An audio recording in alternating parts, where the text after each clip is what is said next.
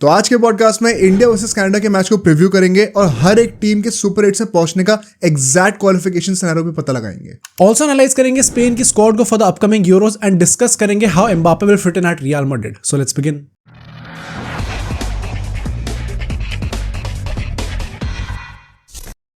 तो आज का पॉडकास्ट काफी ज्यादा इंटरेस्टिंग होने वाला है और काफी ज्यादा हाई स्टेक्स होने वाले हैं बिकॉज इंडिया का मैच है। अब सुनने में कनाडा से हल्का लग रहा है, राइट, बट बहुत बड़े बड़े क्वेश्चंस हमें आंसर करने हैं। फिर हर टीम का क्वालिफिकेशन सिनेरियो डिस्कस करना है, उसमें मतलब कई सारे अपसेट्स होने वाले वो भी डिस्कस करना है हम लोगों को। एंड फिर मैड्रिड के लिए हमारे कुछ स्पेशल सेगमेंट है जो बहुत टाइम से प्लान कर रहे हैं। फाइनली एम्बापे आ चुका है, so we will discuss how he will tactically fit in at Real Madrid. And बाकी कल से यूरो स्टार्ट है भाई। So, कल मतलब क्या, I think by the time this podcast releases कुछ घंटे में यूरो स्टार्ट है, राइट। तो एक लौती टीम बची थी इंपॉर्टेंट जिसका हमें एनालिसिस करना बाकी था, विच इज स्पेन। तो आज उसको भी एनालाइज करेंगे हम लोग। तो ये चारों बहुत ही बढ़िया टॉपिक होने वाले हैं। We will start with of course India versus Canada, ठीक है। बहुत ज़्यादा स्टेक्स है नहीं इस मैच के, बट इस मैच की खासियत ही ये है कि इसमें स्टेक्स नहीं है ना, इससे there is a very wide scope of experimentation and testing out your bench strength. सबसे पहली न्यूज जो थी, जो कई लोगों को पता नहीं होगी शायद, कि शुभमन गिल और आवेश खान को रिलीज कर दिया गया रिजर्व्स में से। तो वो क्या पॉइंट एग्जैक्टली मेरे को समझ में नहीं आया। आई सर्च काफी, बट उसके पीछे कोई न्यूज भी नहीं है। एंड अपेरेंटली जिस सोर्स ने चीज बताई है, उसने ये भी चीज बोली है कि रोहित शर्मा और राहुल द्रविड़ दोनों के इनिशियल प्लान्स में ये बात थी नहीं। They have currently right now decided कि अब उन्हें एकदम से नहीं ले जाना आगे। सो इट्स सरप्राइजिंग भाई। आई फेल टू अंडरस्टैंड कि क्यों नहीं रखना चाहेंगे ये लोग। और रिंकू क्यों रखा हुआ है फिर? हाँ, रिंकू क्यों रखा हुआ है, राइट। मतलब तो सारी रिजर्व्स को भेजो, तो सबको रखो भाई। वो भी मेडल डिजर्व करते हैं, पता नहीं वैसे मेडल मिलेगा भी कि नहीं उन लोगों को। तो बट ठीक है, रिगार्डलेस इस मैच में, ये मैच होने वाला है फ्लोरिडा में बाय द वे। फ्लोरिडा के सीन्स देखे क्या चल रहे हैं अभी? नहीं भाई, वहां पे मतलब कमर इतना पानी पूरे जगह भरा हुआ है। ऐसे सीन्स आ रहे हैं। बहुत ज्यादा बारिश का सीन्स है। तो कोई बड़ी बात नहीं कि मैच वॉश आउट भी हो जाए। As a matter of fact, group A के जो बचे हुए 3 मैचेस हैं, पाकिस्तान, आयरलैंड और वो यूएसए वाले मिलाकर, ये सारे मैचेस फ्लोरिडा में होने वाले शायद, और सबके सब में बहुत हाई चांसेस ऑफ रेन है। So India is immune to this. कोई फर्क नहीं पड़ता, टेबल टॉप करने वाले। अगर ये मैच होता है तो हमें किस टाइप की पिच एक्सपेक्ट करनी चाहिए? भाई, फ्लोरिडा में of late pitches have been high scoring, ठीक है। इनिशियली 2010 में अगर लोग पीछे चले जाएं तो 100 से कम के भी टारगेट्स पे लोग ऑल आउट हुए हुए हैं T20s में। But in the past 5-6 years the condition of the pitch is much more suitable for the batsman. तो मतलब 240 का भी स्कोर बना हुआ है कहने को, तो of course you can't expect that much here. I think it would be a well rounded score of 180+। Okay, क्योंकि ऑफ कोर्स मतलब 200+ बन सकते हैं, क्योंकि कनाडा है सामने। एंड पता नहीं फिर से 1 सेकंड इंडिया पहले बैटिंग करेगी कि नहीं करेगी, right. Which is one of the most important takeaways from this game, कि आप टॉस जीत रहे हो, हमेशा ऐसे सिचुएशन में बैटिंग ही करना। कोई फर्क नहीं पड़ता क्योंकि रिजल्ट क्या होने वाला है, आपको टेबल टॉप ही करना है। प्लस बारिश होगी तो भी लोग सोचेंगे आइडियली कि चेस करो, क्या फर्क पड़ता है, हार जाओगे ज्यादा, डज नॉट मैटर। ये टाइम है अपने पूरे बैटिंग का जो लाइनअप है उसको टेस्ट करने का, and at least let them play 20 overs, तभी तो पता चलेगा। तीनों मैच हमने चेस करा अभी फिलहाल, तीनों के मतलब इनफैक्ट पाकिस्तान वाले मैच दोनों पहले बैटिंग करी थी। इस मैच में let the guys who are not in form yet regain that form, and for that it is a very essential decision to win the toss and bat first. Canada तो वैसे भी toss जीत के chase ही करना चाहिए, right. तो make the toss just a formality and definitely पहले batting करो, चाहे बारिश आए ना आए, पिच हाई स्कोरिंग हो लो स्कोरिंग हो। मैं कह रहा हूँ टॉस को take it out of the equation, does not matter, right. उसके बाद अगर हम हेड टू हेड रिकॉर्ड की बात करें, इन्होंने आज तक कभी T20 मैचेस नहीं खेले। सिर्फ 3 ODIs खेले, तीनों वर्ल्ड कप्स में खेले, 1979, 2003 एंड 2011। तीनों बार इंडिया जीती और चेस करते हुए जीती है। ओके, हमेशा यही हुआ है सीन। तो यहाँ पे तो कुछ हिस्ट्री है नहीं ऐसा ऐड करने के लिए, बट मतलब डू यू थिंक कुछ चेंज होने वाला है यहाँ पे? नहीं भाई यहाँ पे हार गए तो फिर तो ज्यादा बेइज्जती हो जाएगी। रिगार्डलेस हम बैटिंग पहले करें या बॉलिंग पहले करें, जीतना हमें है भाई। हाँ, जीतना, हाँ सही है भाई। यूएसए अगेंस्ट भी ऐसे ही लग रहा था, वन साइडेड जीतेंगे। हाँ, बट मतलब अल्टीमेटली ऑन पेपर तो थोड़ा वन साइडेड ही था, राइट। सो ठीक है, तो हेड टू हेड रिकॉर्ड में कुछ डिस्कस करने को है नहीं। प्लेइंग 11 पे आते हैं सीधा। This is going to be the most important segment of this segment. And देखो, एक कोर जो लाइनअप है वो हम लोग अपनी ओरिजिनल 11 मान के चलते हैं, विच मीन्स कि Rohit Sharma, Virat Kohli still opening, right, 1 down अभी भी ऋषभ पंत, फिर स्काई, फिर दुबे, फिर हार्दिक पांड्या, फिर जडेजा, नेक्शर दोनों साथ में खेल रहे हैं, एंड फिर साथ में 3 पेसर्स होंगे, सिराज, बुमराह एंड अर्शदीप।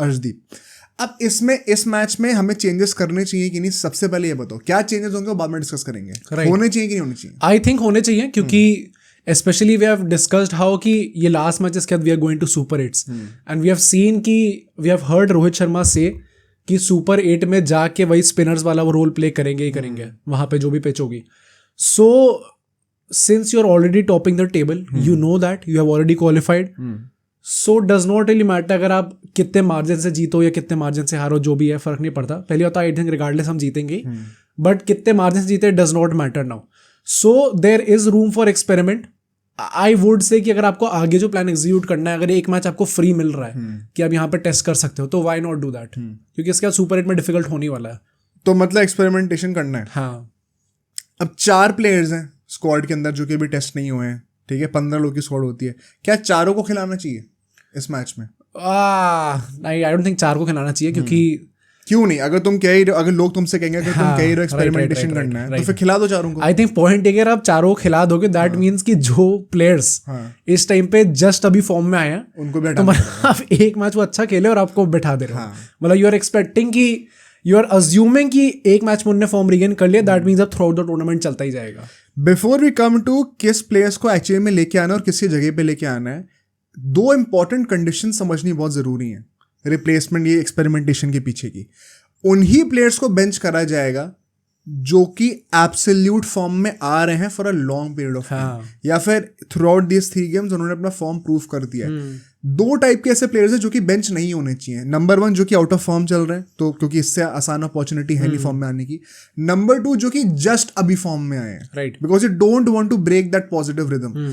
ऐसे 2 टाइप के प्लेयर्स को बेंच नहीं कर सकते, which means Rohit Sharma and Virat Kohli bench नहीं हो सकते, ठीक है।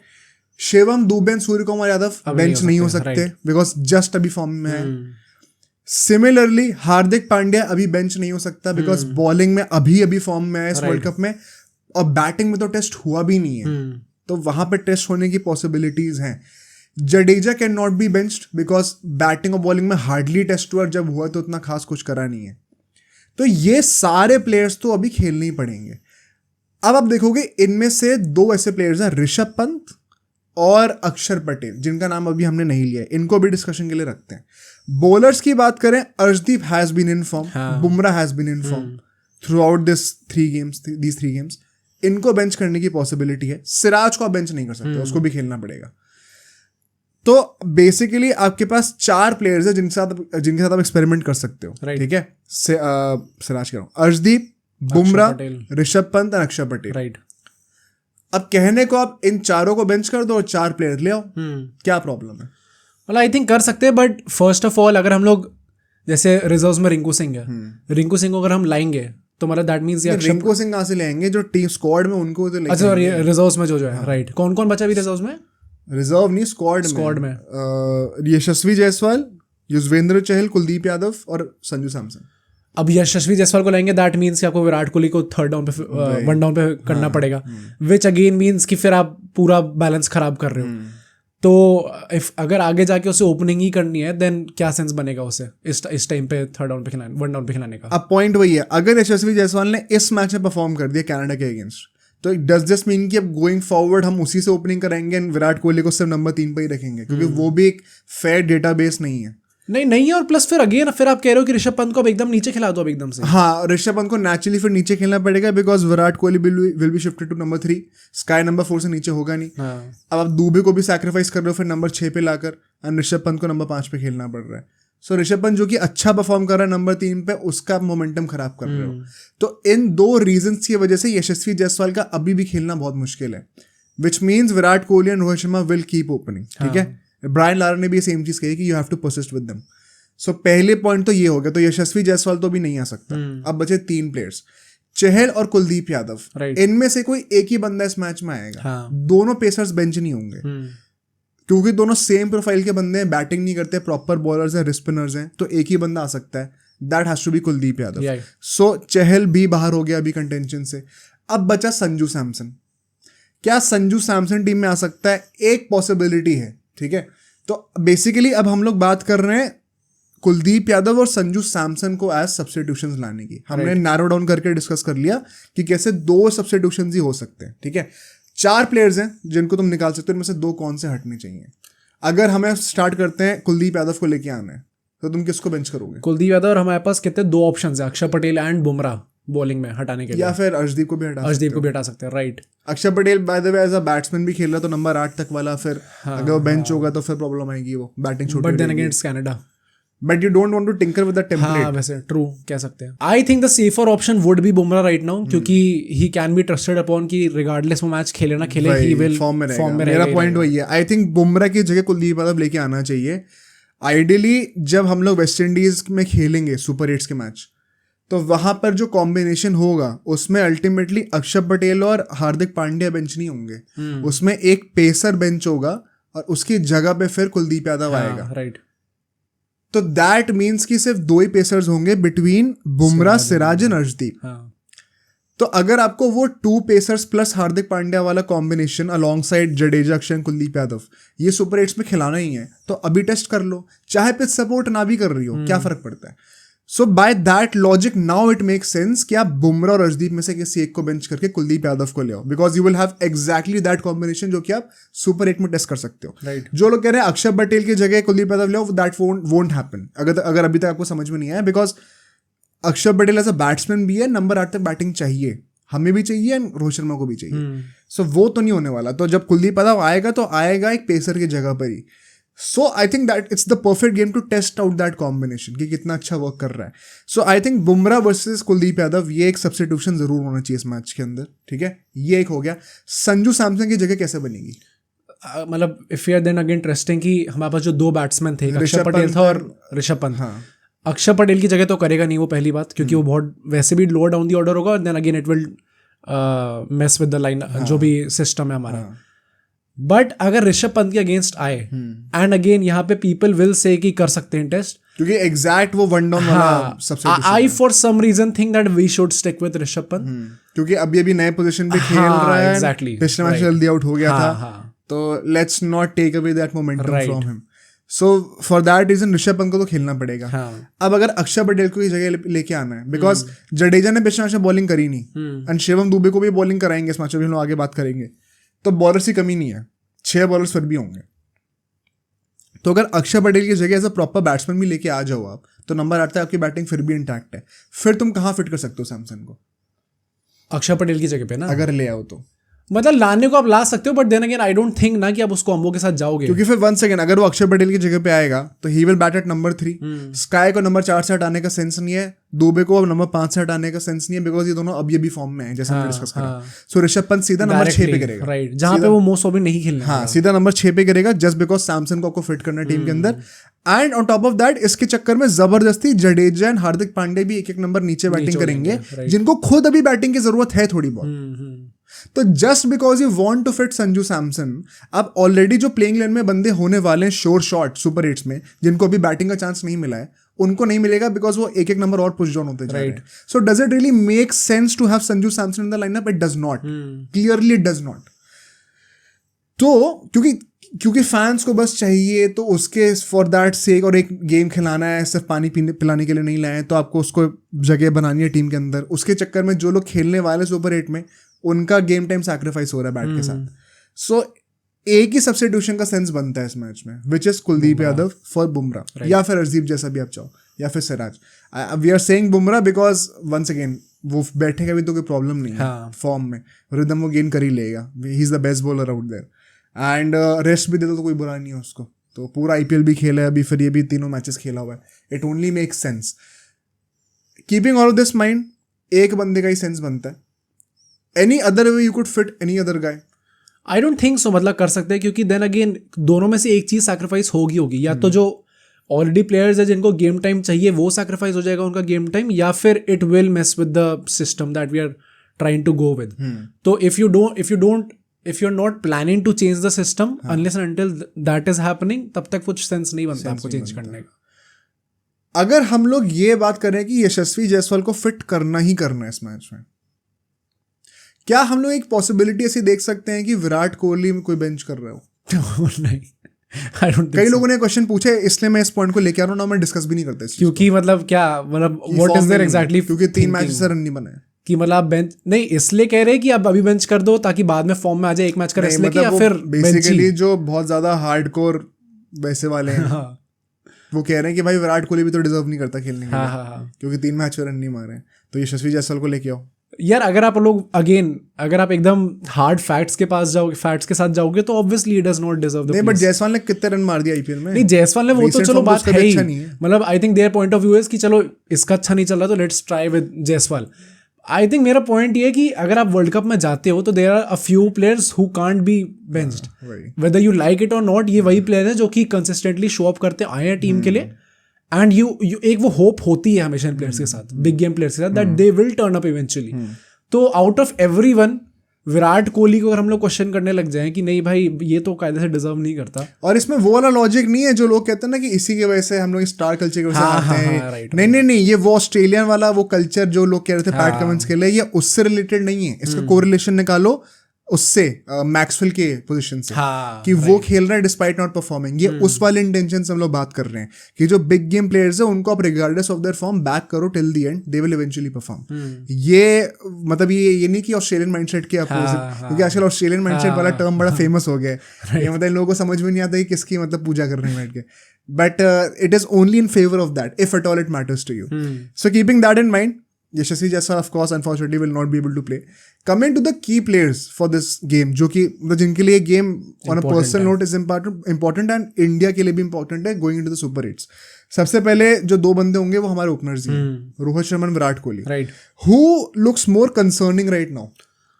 I think so Virat Kohli लग रहा है, क्योंकि एज वी डिस्कस बिफोर, पहली बात एक रोहित शर्मा ने 50 मार दिया, and in last match also he could have scored, he just through away his wicket. So clearly the problem with Rohit Sharma is that he needs to like calm down sometimes. Virat Kohli के साथ it just seems like उसका form काफी गंदा है इस time पे, मतलब just कि वो नहीं हो पा रही कनेक्ट प्रॉपरली बॉल. तो again as I said in some, I think in the previous live stream also, that even if it means कि आपको अपना अप्रोच जो ऑल आउट अप्रोच है एकदम स्टार्टिंग से, even if you have to sacrifice that for this match, just for you to score some runs and gain form, I think it is the ideal match for that. क्योंकि अगर super 8 में जाते हुए एक भी match में run नहीं बने होंगे, it will be a troublesome problem for India. तो I hope that he kind of you know plays a bit more carefully, bit more थोड़ा रिजर्व्ड होके खेले. बट फिर वही बात आ जाएगी ना कि अटैकिंग नहीं खेलेंगे तो वो कनाडा की बॉलिंग अगेंस्ट नहीं खेलेंगे, ऐसा तो कब खेलेंगे फिर? नहीं, अब कायदे से तो हम यूएसए वाला भी पॉइंट कह सकते थे, इवन आयरलैंड वाला कह सकते थे. मेरा तो ये मानना है कि don't compromise with the intent. आपको 8 बैट्समैन खिलाने का पॉइंट ही यही है. मतलब if you are scoring again 3-4 run मारा तो भी इट्स फाइन. यार वो 3-4 रन टाइम लेने वाला इशू है नहीं उसके साथ. वो विराट कोहली ने कौन सी इनिंग में ऐसा मतलब लग रहा था कि वो टाइम लैक कर रहा है कहीं पे? नहीं, टाइम लैक कर रहा है मतलब आई am not saying that. I think अगर वो जैसे 20-20 रन आ जाएंगे अगर एक बार बैग में, नहीं वो ठीक है, पॉइंट वो नहीं है. पॉइंट जो तुम कह रहे हो, जैसे रोहित शर्मा के लिए तुम कहोगे तो समझ में आता है, बिकॉज रोहित शर्मा जिस तरीके से आउट हो रहा है रैश शॉट्स खेलते खेलते, कि मतलब हर एरियल मारते मारते आउट हो रहा है, ऐसा हो रहा है. विराट कोहली कौन सी, जब तीनों मैच में जब आउट हुआ है, कौन सी ऐसा मैच है जिसमें वो छक्का मारने जा रहा था और आउट हुआ है वो? एक भी मैच नहीं है ऐसा. तो आई डोंट थिंक उसमें कोई इंटेंट या फिर एप्लीकेशन में ऐसा कोई प्रॉब्लम है. बस वो 2-3 बॉलें उसको अच्छी पड़ी एंड वही थोड़ा पिच से एडजस्ट नहीं कर पाया वो बंदा. फ्लोरिडा में मैच है, क्या पता है it won't be an issue. I don't think they should compromise on the intent. Okay. As a matter of fact, if anybody, it has to be Rohit Sharma, जिसको थोड़ा सा दिमाग से अप्लाई करना है अपने आप को. वो भी इंटेंट उसका वो बड़ा अप्रोच अच्छा है, बट उसका एग्जीक्यूशन मतलब अगर आप ऐसे आउट हो तो क्या ही पॉइंट है फिर. सो विराट कोहली को तो I think he should not change his game plan personally. वो runs will eventually start flowing. The next guy is और अदर, जो अगले 3 बंदे होने वाले, तीनों हमारे ऑलराउंडर्स हैं. सबसे पहले Jadeja with both bat and ball. Right. I think अक्षर पटेल को अगर आप इस मैच में कुछ भी ना कराओ ना तो भी चलेगा, जैसे जडेजा का पिछले मैच में था. Let Jadeja be the one who bowls first over Axar Patel. Let him also bat above, ताकि इनको थोड़ा सा गेम टाइम मिले. हार्दिक पांड्या के लिए I would say with the bat, bowling के साथ उसने प्रूव कर दिया जितना करना था. Batting I would love for him to get some overs there. And Shivam Dube के लिए आई वुड से बैटिंग तो चलो हाँ एक है ही बोनस, क्योंकि पिछले इनिंग में नॉट आउट रहा है, लेकिन फिर भी थोड़ा सा रूम फॉर इम्प्रूवमेंट था ही, थोड़ा टेंटेटिव लग रहा था initially, but I want to see him much more with the ball. सिर्फ एक ओवर डाला उसने पिछले मैच में. I think he could have easily bowled at least 2 overs more. Right. So Jadeja and Shivam Dube पे फोकस होना चाहिए बॉलिंग करवाने का. वंस अगेन आज इस बार पिटोगे तो कोई प्रॉब्लम भी नहीं है, ज्यादा से क्या होगा, मैच हार जाओगे, डज नॉट मैटर. यूएसए वाला मैच आप फिर भी कह सकते थे कि यार एक बार मैच जीत जाए, क्वालिफाई कर जाए, फिर सोचा जाएगा. आई थिंक यहाँ पे जो प्लेइंग 11 के अंदर ही जो बंदे हैं ना, पहले उनको पूरा गेम टाइम दे दो, रादर देन फोकसिंग की जो बेंच पे जो प्लेयर्स हमारे 4 वो पानी पिलाने थोड़ी आए ऐसा वैसा नहीं. भाई टीम की सोचो अभी.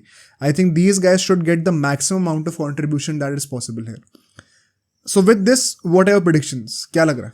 I think we will be winning the game again. I won't say कि बहुत वन साइडेड गेम होगा. आई थिंक इस पिच पे ना मतलब किसी से भी मैच करा दो, it is going to be a bit tricky sometimes. So again I am not expecting a one sided win.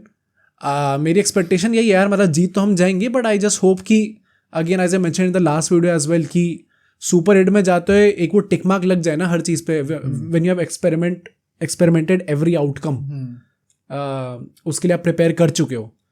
तो I think that should be the main focus in this game, rather than कि भाई हम कितने margin से जीत रहे हैं, कितने डोमिनेटली जीत रहे हैं. बस वो जो प्लेयर्स हमने मेंशन करे, if they get proper playing time and I hope that they perform, that is going to be my main focus. तुम कह रहे हो कि मतलब डोमिनेट करके नहीं जीतेंगे? नहीं. क्यों? फिर से इंस्टेंट कह रही है? हाँ मतलब गोइंग बाय जितने मैचेस हुए अभी तक, हाँ, पाकिस्तान वाला डाउन द वायर गया, but Canada is perhaps the weakest team. हाँ राइट. एक भी पॉइंट नहीं मिला ना अभी तक. हाँ राइट, एक भी मैच नहीं जीता है. बट स्टिल मतलब आई थिंक यार कुछ भी हो सकता है. मतलब once again it will be a big disappointment if India does not dominate. मैं तो साफ साफ बोल रहा हूँ. And मेरा वही है, major expectation from this game is for the guys out of form to have a big night. Do you think Virat Kohli या फिर रोहित शर्मा से कोई 50 मारने वाला है? नहीं, दोनों नहीं मारेंगे. मुझे पता नहीं लग रहा भाई. अरे ये पिच दूसरी है भाई, ये दूसरा ग्राउंड है भाई, क्या पता मार दे, but I just don't have that feeling कि वो 50 मार देगा कोई. चलो मैं कह रहा हूँ कोई ना कोई तो मारेगा दोनों में से. ठीक है, लेट्स होप कि विराट कोहली मार दे. रोहित शर्मा ने एक मारी हुई है. So on that note let's move to the next section which is the qualification scenario for every team. ठीक है भाई, बहुत ज़्यादा इंटरेस्टिंग माहौल हो चुका है अभी, स्पेशली क्योंकि अभी हम लोग ने पॉडकास्ट रिकॉर्ड करने का सोचा था 1-2 घंटे पहले का, बट हमने सोचा कि इंग्लैंड वाला मैच देख ही लेते हैं. राइट. किससे था? नामीबिया से चल रहा था. किससे? नामीबिया से. एंड वो गेम भाई 1.5-2 घंटे के ओमान से चल रहा था, जिससे भी चल रहा था. वो गेम 1.5-2 घंटे के अंदर खत्म हो गया भाई.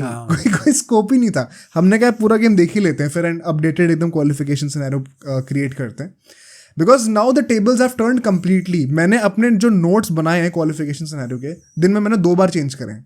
एक बार बांग्लादेश नेदरलैंड्स वाले मैच के बाद और एक बार इंग्लैंड वाले मैच के बाद. एकदम पलट गया पूरा. ठीक है, सबसे पहले स्टार्ट करते कौन सी टीम्स क्वालिफाई कर चुकी हैं, जो कि डेफिनेटली जा रही हैं. इंडिया, ऑस्ट्रेलिया, साउथ अफ्रीका, ठीक है, और वेस्ट इंडीज. ये चारों अपने ग्रुप के टॉपर्स हैं. 3 में से 3 मैच जीत चुके हैं. ये चारों जा रहे हैं.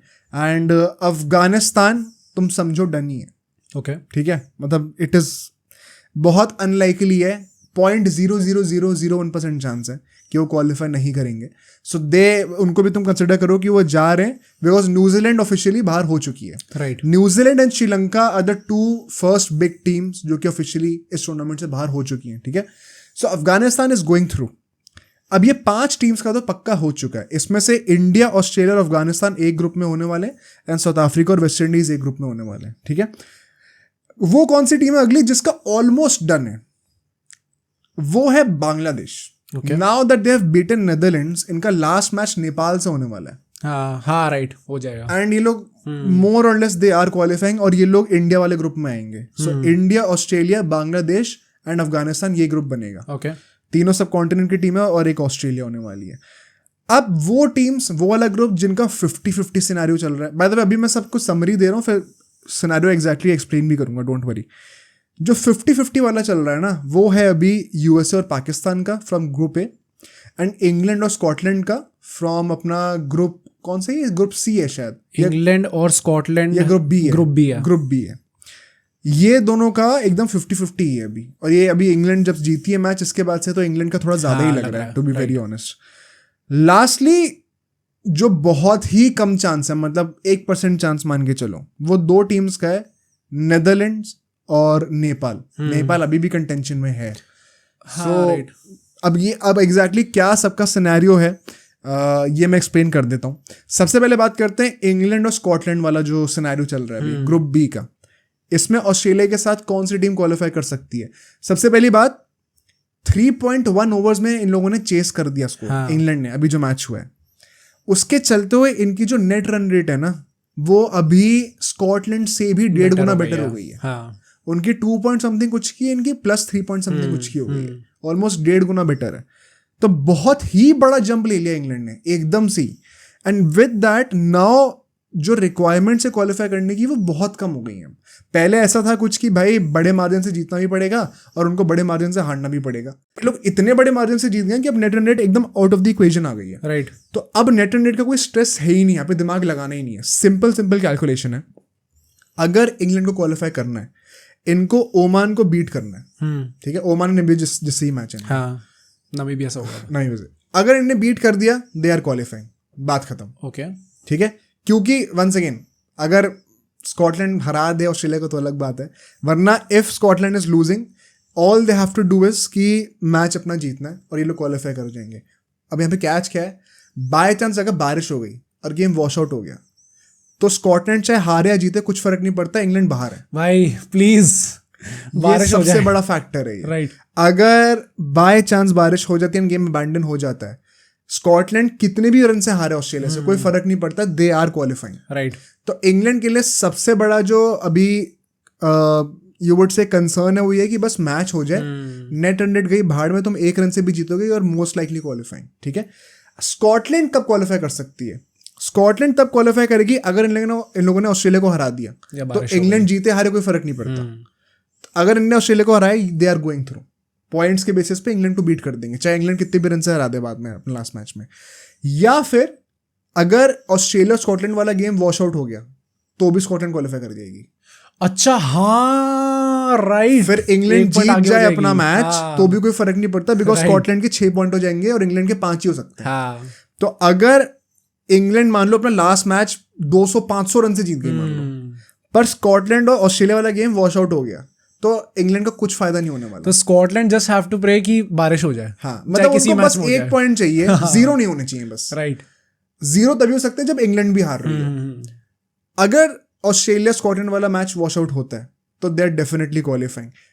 अब बात ये भी आ रही है कि ऑस्ट्रेलिया काफी मूड में है। अब टिम पेन नहीं बोला, ये वो देखा तुमने? नहीं। टिम पेन ने भी ट्विटर पे आके बोल दिया कि कर लो, कि Australia should send all their players on vacation and अपनी जो सपोर्ट स्टाफ वाली टीम है, जो कोचेस है, उनको बैठा दो, उसको उनको खिलाने के लिए बोल दो। भाई मैं तो पूरे सपोर्ट में हूँ, मतलब not because I hate England, but in general भी लाइक अगर कोई कर रही है टीम ऐसे, तो अगेन ये जो आईसीसी फालतू में जो इन लोगों ने बैन वाली चीज बोली है, इट्स सो स्टूपिड भाई साहब। पहली बात तो as you also mentioned in a tweet I think, कि पहली बात तो कैसे ये लोग बताएंगे, कैसे जज करोगे कि इन लोगों ने जान के हारे या कैसे हारे। सेकेंडली भाई उनकी अपनी मर्जी भाई। ये इंग्लैंड ये दूसरे लोगों पे क्यों रिलाई कर रही है कि नहीं हमें इसके बेसिस पे जीतना है? ये क्या मतलब हुआ भाई? और ये हर बार इंग्लैंड के लिए क्या चीज है? प्रॉब्लम ये कि this could set a very wrong president भाई, हो जाए। ये इतना सॉफ्ट स्पोर्ट क्यों हो रहा है भाई? ये मतलब आई don't think it is about England. ये कोई भी टीम के अगेंस्ट ऑस्ट्रेलिया से बोलती है या फिर कोई भी टीम ऑस्ट्रेलिया के अगेंस्ट भी बोलती है, तो वो सेम ही बात भाई जो भी है। मतलब आई थिंक आईसीसी ने जो भी चीज बोली है मिचेल मार्श को लेके कि बैन मिल जाएगा, इट इज सो स्टूपिड भाई। मतलब you should not have any business saying all this. अब वो उनकी टीम है, उनका कैप्टन, उनकी मर्जी, वो चाहे कैसे भी खेले, चाहे जान के हारे चाहे कैसे भी खेले। राइट। ये इंग्लैंड का करने के लिए भाई कि अब वो दूसरी टीम पे रिलाई कर रही है, तो it is their fault. I expect at least 4 changes for Australia, जो चारों के चारों सब्स्टिट्यूट सबको लेके आओ, ये तो पक्का होना चाहिए। एंड कोई बड़ी बात नहीं है कि, क्योंकि देखो अब प्रॉब्लम पता क्या है, पहले ऑस्ट्रेलिया का ये होता था कि जीत गया लेकिन बहुत कम मार्जिन से जीते हैं तो भी स्कॉटलैंड क्वालिफाई कर सकती थी। अब इंग्लैंड ने नेट अपनी इतनी अच्छी कर ली कि अब Australia has to lose if they want to make sure कि इंग्लैंड डज नॉट क्वालिफाई। तो अब वो बड़ा मुश्किल हो गया। एक तो पॉइंट ये भी, अगर स्कॉटलैंड जीत जाती है मैच तो वो एक आगे हो जाएगी ऑस्ट्रेलिया से, क्योंकि वो 6 पॉइंट पे और स्कॉटलैंड 5 पॉइंट पे। हाँ, तो वुड दे वांट कि वो सेकंड फिनिश करे ग्रुप में? वो उससे फर्क नहीं पड़ता, वो ऑलरेडी डिसाइडेड है कि इंडिया के ग्रुप में। अच्छा, ओके, तो उससे फर्क नहीं पड़ेगा। बट बिकॉज ऑफ दिस मुझे लगता है अब ऑस्ट्रेलिया को सीधा हारना पड़ेगा। पहले होता है कि बहुत क्लोज मार्जिन से जीत जाते तो भी चल जाता हूँ, अब उन्हें हारना पड़ेगा। Which is why I think it is very unlikely कि ये लोग हारेंगे स्कॉटलैंड से, चाहते हुए भी शायद ना हारें। So for that reason, and I think England is going to absolutely destroy their last game. हाँ obviously. For that reason I think कि इंग्लैंड अब जाने वाली है। ओके। एंड इंग्लैंड अब अपना सेकंड ग्रुप ऑफ सुपर 8 में जाएगी along side West Indies and south Africa. ठीक है, इसके चलते हुए लास्ट जो स्लॉट बचता है वहाँ पे कौन आएगा उसको डिस्कस करते हैं, which is USA and Pakistan. इनमें से कोई एक टीम ज्वाइन करेगी वेस्ट इंडीज, साउथ अफ्रीका और इंग्लैंड को for the second group of super 8। अब यहाँ पे सिनेरियो क्या है, यूएसए और पाकिस्तान दोनों का आयरलैंड से ही मैच बचा हुआ है। ठीक है, तो दोनों का कॉमन एनिमी है। अब अगर पाकिस्तान को क्वालिफाई करना है तो इनके लिए क्या है, firstly they have to win the game, कोई चॉइस ही नहीं है, आयरलैंड को बीट करना ही पड़ेगा, 2 पॉइंट लेने ही पड़ेंगे। एंड उसके बाद they will also have to pray कि आयरलैंड यूएसए को हरा दे। राइट, सिर्फ जीतने से बात नहीं बनेगी, क्योंकि अभी भी ये लोग यूएसए से पॉइंट्स में पीछे हैं। यूएसए 2 मैचेस जीती हुई है, ये लोग एक ही मैच जीते हैं अभी। सो पाकिस्तान अपना लास्ट मैच जीतने के बाद भी क्वालिफाई नहीं कर सकती, ये पॉसिबिलिटी है। अगर पाकिस्तान अपना लास्ट मैच जीतती है एंड यूएसए आयरलैंड से हार जाती है तो पाकिस्तान क्वालिफाई कर जाएगी। ठीक है, नेट का कोई इशू नहीं है यहाँ पे, नेट सोचनी ही नहीं है। सेकेंडली, आप यूएसए जो है वो आयरलैंड से हारना अफोर्ड कर सकती है। यूएसए आयरलैंड से हारने के बाद भी क्वालिफाई कर सकती है अगर आयरलैंड पाकिस्तान को भी हरा दे, तभी ऐसा होगा। अब वो भी बड़ा मुश्किल है, और उसमें फिर bye the way outside chance Ireland का भी बन जाएगा क्वालिफाई करने का 4 पॉइंट के साथ, तो वो कितना लाइकली होने वाला है मतलब एकदम ही पलट जाएगा फिर नेट भी, लेकिन उनकी इतनी अच्छी नहीं है ना। तो यूएसए अगर क्लोज मार्जिन से अगर हार जाती है आयरलैंड से, एंड आयरलैंड एक क्लोज मार्जिन से जो है पाकिस्तान को भी हरा देती है, तो यूएसए हारने के बाद भी क्वालिफाई कर जाएगी। अगर पाकिस्तान का गेम वॉश आउट होता है बाय चांस, पाकिस्तान आयरलैंड वाला मैच वॉश आउट हो गया, पाकिस्तान सीधा बाहर है, राइट, सीधा बाहर, कोई डिबेट ही नहीं है। अगर यूएसए का गेम आयरलैंड के साथ जो है वो वॉश आउट होता है, उसके बावजूद पाकिस्तान को जीतना ही पड़ेगा, हार तब भी नहीं सकते। तो पाकिस्तान को चाहे कुछ भी हो जाए, मैच अपना जीतना ही जीतना है, ये क्रक्स ऑफ द सोल्यूशन ये है। और फिर यूएसए वाला गेम या तो वॉश आउट हो जाए या फिर यूएसए हार जाए। ये दो सिचुएशन अगर हो गई तो पाकिस्तान जीतने के बाद क्वालिफाई कर जाएगी। अगर यूएसए का वॉश आउट हो जाता है तो वो 5 पॉइंट हो जाएंगे, एंड देन पाकिस्तान जीत भी जाए तो भी तो 4 ही पॉइंट होंगे। 4 ही पॉइंट होंगे, 2 ही पॉइंट पे तो है अभी भाई। तो मतलब तो वॉश आउट हो जाए तो भी यूएसए आगे निकल जाएगी। Okay, stand corrected. तो मैं दोबारा बताता हूँ for the convenience of the viewers कि पाकिस्तान को क्वालिफाई करना है, उनको अपना मैच जीतना ही जीतना है, एंड यूएसए को अपना मैच हारना ही हारना, राइट, कोई चॉइस ही नहीं है। ओके, अगर यूएसए का match by chance wash out हो गया तो यूएसए ऑटोमेटिकली क्वालिफाई कर रही है। अगर पाकिस्तान का match by chance wash out हो गया तो यूएसए ऑटोमेटिकली क्वालिफाई कर रही है, चाहे यूएसए अपना लास्ट गेम हार भी जाए। और इसके बहुत बड़े चांस है bye the way, because Florida में मैचेस होने वाले हैं शायद ये। लेट्स गो भाई। लग रहा है, क्या लग रहा है यहाँ से कौन ज्वाइन करने वाला है? आई थिंक यूएसए करने वाली है रिगार्डलेस, चाहे बारिश हो या ना। I think USA right now is capable of beating Ireland. Actually बहुत तगड़ा खेल रही है, राइट। तो तुम्हें लग रहा है करने वाला है? Right. So basically West Indies, south Africa, England and USA, तुम कह रहे हो ये ग्रुप बनने वाला है, राइट। ठीक है। अगर इंडिया की तरफ से बात करी जाए, ठीक है, इंडिया, अफगानिस्तान, ऑस्ट्रेलिया, ये तो मोर और लेस डन ही है। चौथा जो पॉइंट है, जो चौथा स्लॉट है, वहां पे बांग्लादेश और नेदरलैंड्स में से कोई एक आ सकता है। अब इसका क्या सिनेरियो वो भी डिस्कस कर लेते हैं। अगर बांग्लादेश जो है नेपाल को हरा देती है अपने लास्ट मैच में, दे आर क्वालिफाइंग, बात खत्म। अगर बांग्लादेश नेपाल से हार जाती है, then for them to qualify Netherlands को अपना लास्ट मैच श्रीलंका से भी हारना पड़ेगा, ठीक है, एंड बहुत ही या तो स्मॉल मार्जिन से जीते तो भी बात चल जाएगी, क्योंकि बांग्लादेश के भी नेट और नेट थोड़ी सी बेटर है नेदरलैंड्स से, राइट। तो 1-2 रन से अगर नेदरलैंड्स जीत भी जाए तो भी चल जाएगा। But then you have to make sure कि नेपाल जो है वो साउथ अफ्रीका से अपना मैच हार रही हो, बिकॉज नेपाल भी अभी एक ही मैच हारी और एक मैच में उसके बारिश हो गई थी, तो उनके पास 1 पॉइंट है। अगर वो बांग्लादेश को हरा देते हैं और उसके बाद साउथ अफ्रीका को भी हरा देते हैं तो उनके 5 पॉइंट हो जाएंगे, तो वो सेकंड आ जाएगी सीधा। So Nepal can qualify. So to sum up, for Bangladesh to qualify, ideally beat Nepal, qualification पक्का है। अगर हार गए नेपाल से तो फिर यू हैव टू प्रे कि नेपाल जो है आगे जाके साउथ अफ्रीका से हार जाए, एंड नेदरलैंड्स या तो श्रीलंका से हारे या फिर बहुत ही छोटे मार्जिन से जीते, तो बांग्लादेश क्वालिफाई कर सकती है।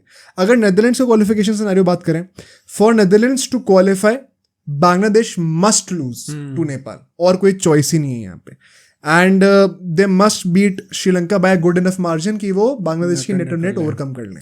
अगर ऐसा होता है तो स्ट्रेट फॉरवर्ड नेदरलैंड्स क्वालिफाई कर जाएगी, बट उनका रिजल्ट अपने हाथों में नहीं है, बांग्लादेश का रिजल्ट अपने हाथों में। यहाँ पे they have to not depend on Bangladesh and Nepal वाले मैच का। नेपाल के लिए बहुत सिंपल है, दोनों मैच जीतोगे अपने क्वालिफाई कर जाओगे, सिंपल।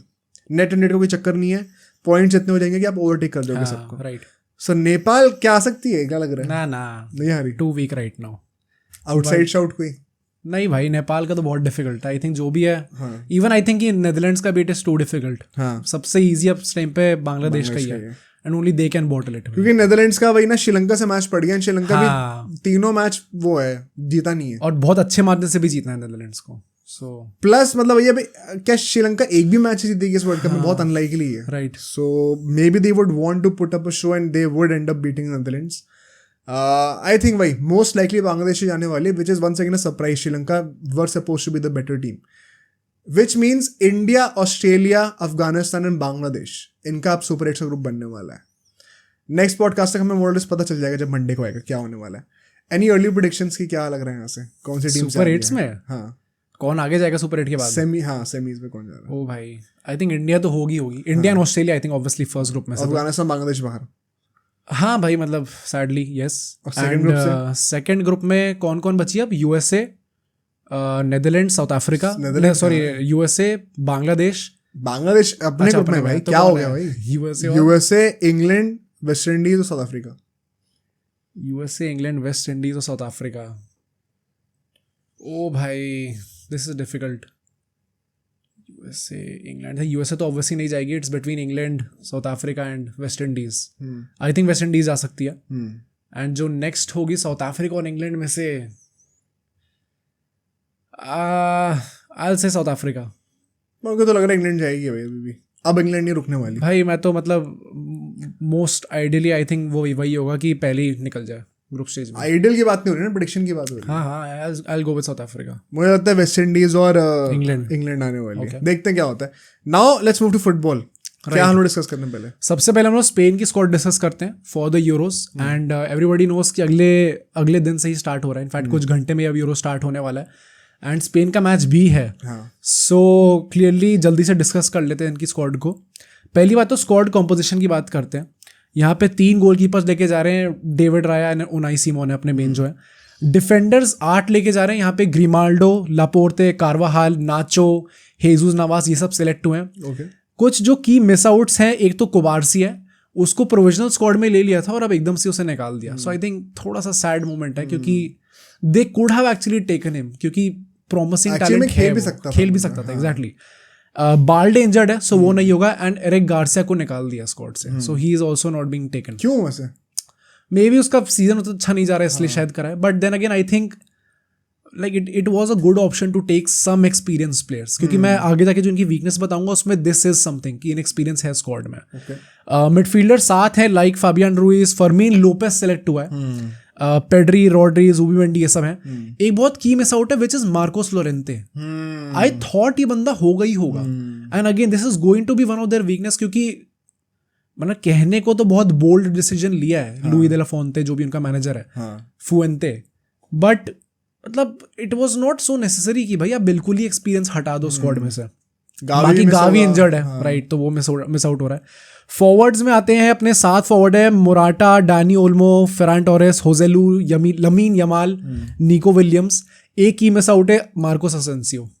वो उसका again his form and his performances at PSG were not convincing enough, so उसको निकाला गया स्क्वाड से।